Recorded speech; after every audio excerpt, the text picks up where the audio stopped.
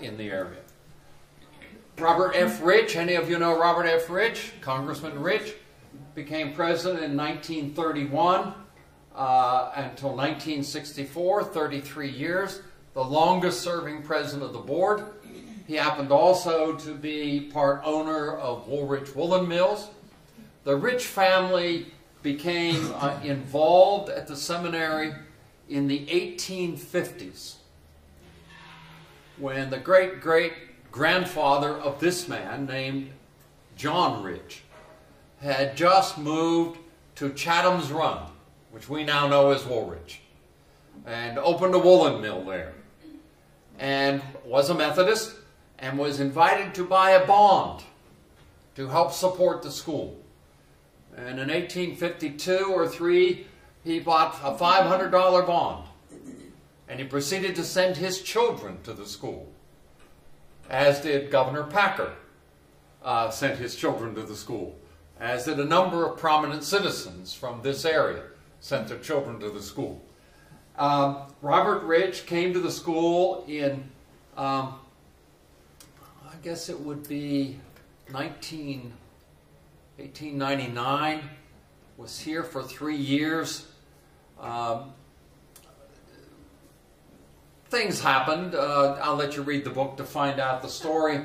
And he left and went to Mercersburg Academy, but he hadn't really graduated from here, so he came back and became a member of the class of '03. And then he went to Dickinson College. And after 3 years, he went home. He wasn't feeling well, and his father said, you know, you don't really need a college degree. Why don't you just join the company? We'll be Rich and Sons, and you help run the company.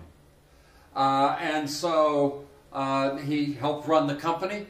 And then in 1931, on the occasion of his father's tragic death in an automobile accident, his father was president of the board of the seminary before he was. He became, somewhat unexpectedly, president of the board and congressman at roughly the same time. He had a very distinguished career in Congress, and I think it's reasonable to say that the seminary and Lycoming College would not continue to exist the way it is had it not been for the Rich family.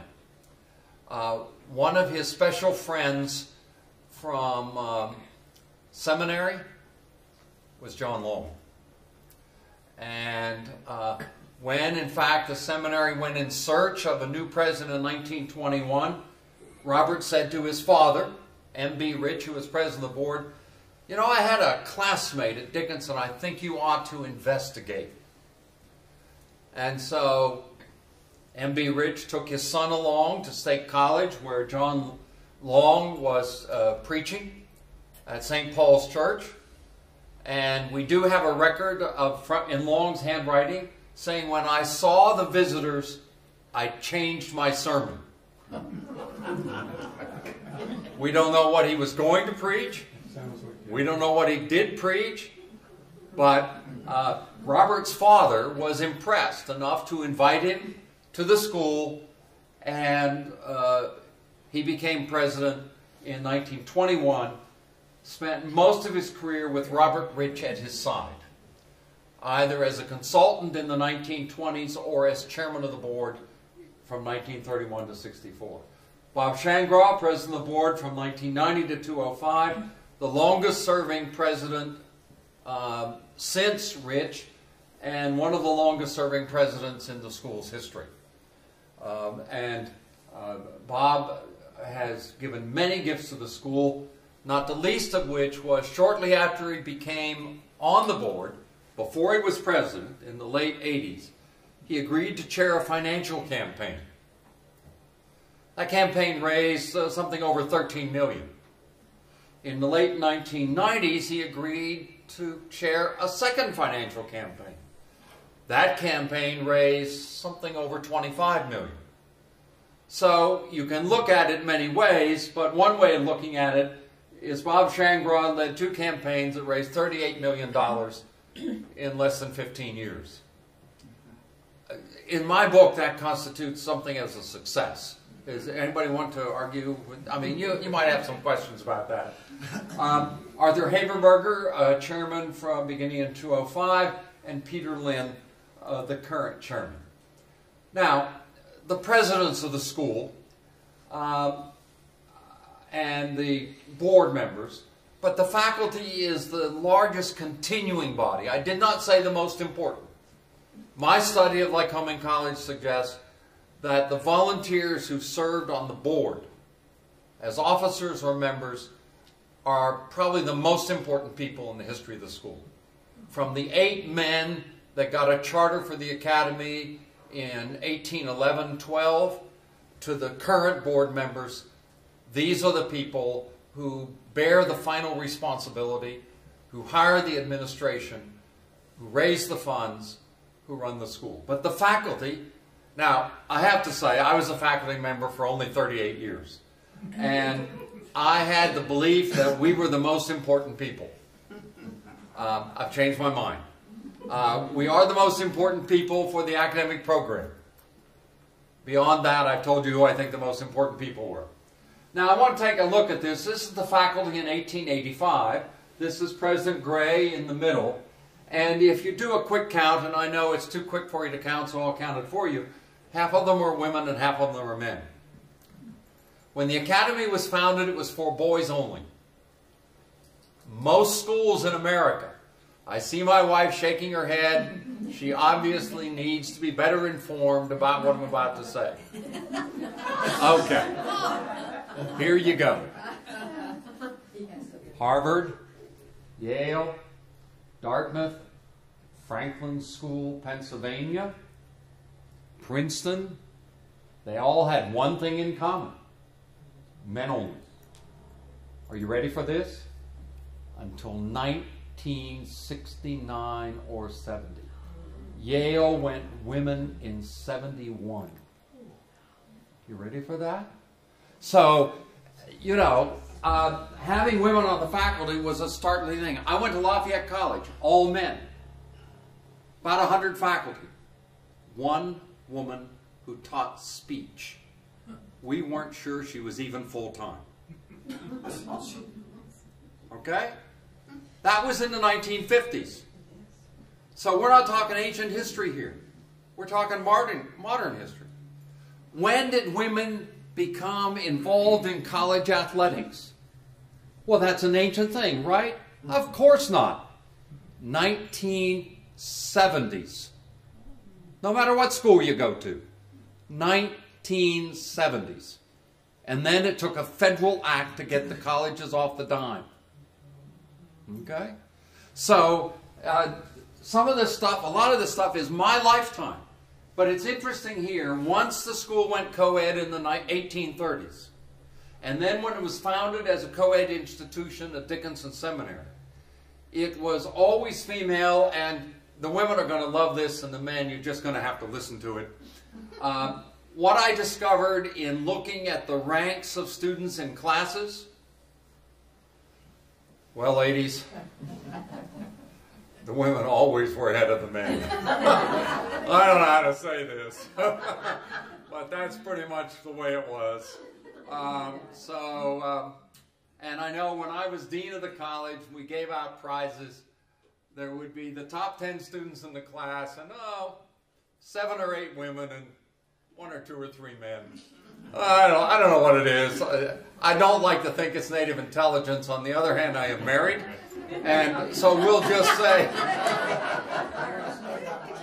I was married. We'll just say it's native intelligence. Now, the faculty has always been this way, and in fact, for a period of time, beginning in the 1890s and on into, well, even through Long's years, there was still a slight majority of females to males. Exaggerated in the war years because the men left, were drafted or volunteered, but, and there were always a good percentage of women on the faculty. The first new building added to the seminary in the 1890s was Bradley Hall, a hall of arts and music.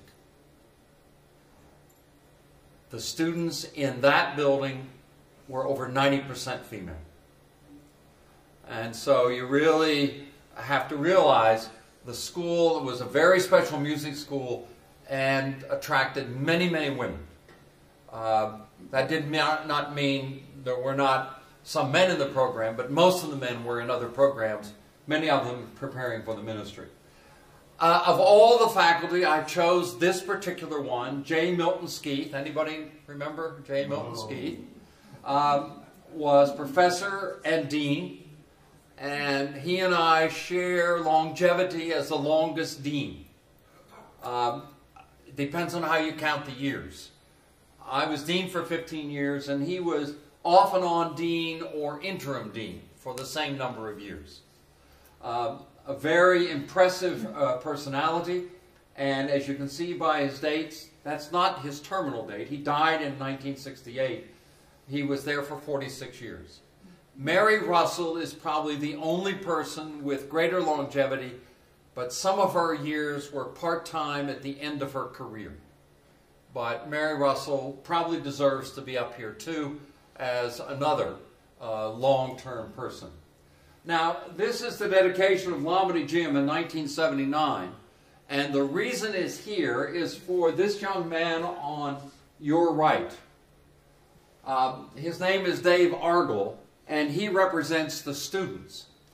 And I looked long and hard for a student as impressive as Dave Argel, and I had trouble finding a single photograph, and none of him at that time. Dave Argel came from southeastern Pennsylvania to be a student in 1976, graduated in 1980, and at the time he is in this ground-turning picture because he was president of the Student Association. Under his leadership, he founded a student activities fee under the control of students. He established the Campus Activities Board to spend the money raised by the fee. And his group, he often gave credit to others, but his group established an independent student judiciary to handle discipline cases that did not reach the level of the dean's office. All of those things are still part of Lycoming College student life. And so, arguably, he is the single most important student president that Lycoming College has had in its entire history because of the things he established. Now, you might know Dave Argel, I don't know whether you know what's happened to him, but he went to his home district, he went to work for his state representative. When his state representative retired, he ran for office. He was in the state legislature for 12 terms. He is now a state senator. He has since earned a PhD in political science at Penn State University. And I saw him here not long ago, and I said, when are you going to run for a true statewide office? And he said, like what? I said, well, governor. Now, he doesn't happen to represent my party, but he's a really good person. And so, you know, I vote for good people, all right? You all do the same thing, don't you? Go ahead, lie and say yes. The campus. Now, I realize what the time is, and I do not have 4 hours.